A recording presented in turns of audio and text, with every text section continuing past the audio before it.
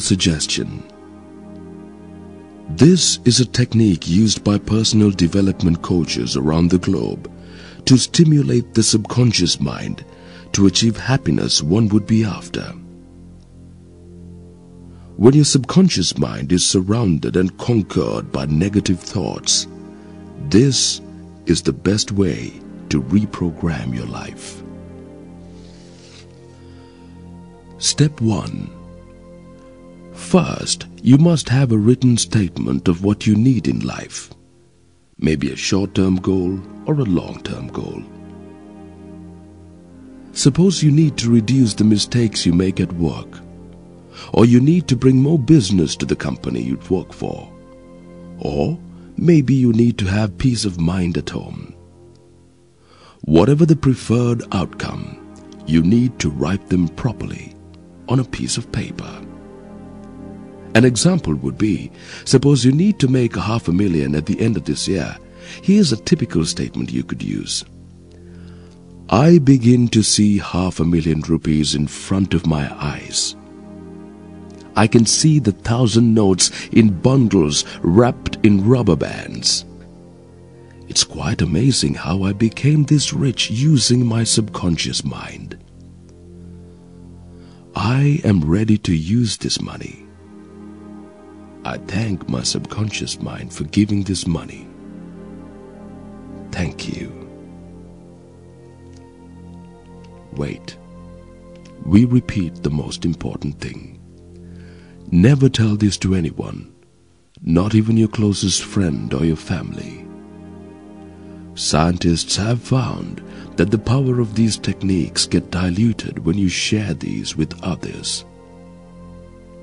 Keep it to yourself. Another example.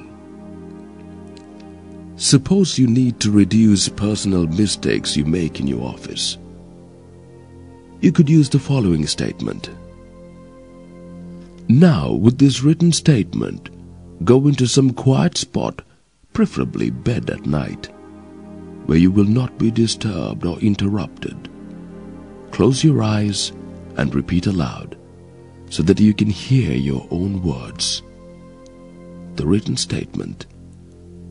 While you do this, imagine you have acquired your goal. Feel it. Repeat this every night and the following morning. Place a written copy of your statement where you can see it night and day.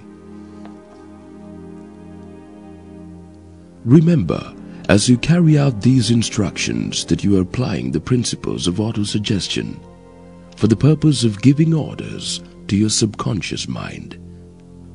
Remember also that your subconscious mind will act only upon instructions which are emotionalized and handed over to it with feeling. Faith is the strongest and most productive of emotions. Studies have shown that you need at least 21 days to repeat any autosuggestion to work. 21 days can take your deliberate suggestions to penetrate into your subconscious mind. The rest will be taken care of.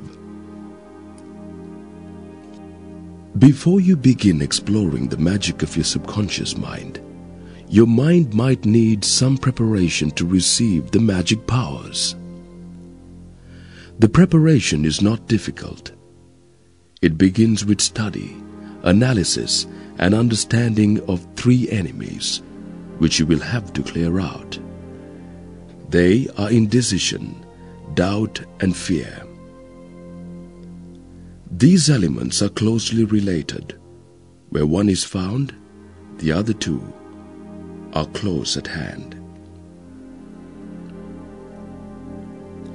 Indecision is the seedling of fear. Remember this as you watch. Indecision crystallizes into doubt.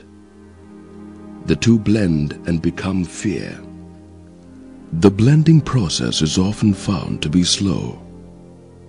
They form and grow without their presence being observed. That's the danger. Psychologists have come across 6 basic fears. They are fear of poverty, fear of criticism, fear of ill health, fear of loss of love of someone, fear of old age, fear of death. All the other fears are of minor importance. Remember, fears are nothing more than states of mind, so it applies to all the above fears.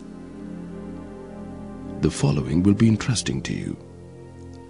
An old man said on his deathbed that he had had a lot of trouble in his life, most of which never happened. Fear of poverty.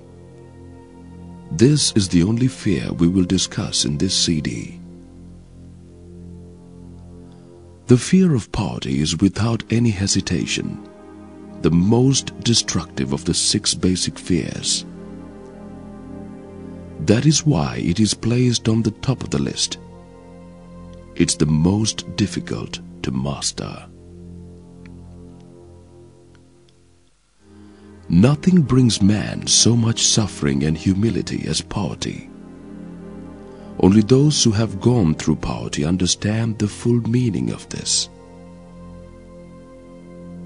Even those who are not poor, those who work in a company, from the laborer to the CEO, they all have fear of poverty.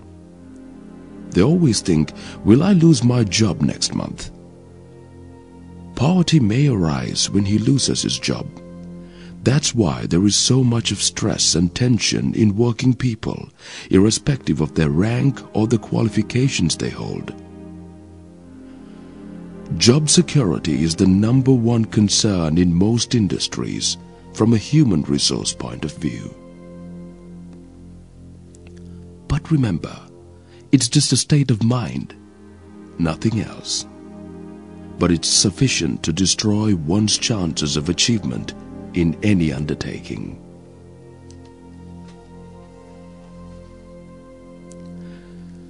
This fear paralyzes the faculty of reason, destroys the faculty of imagination, weakens self-confidence, discourages initiatives.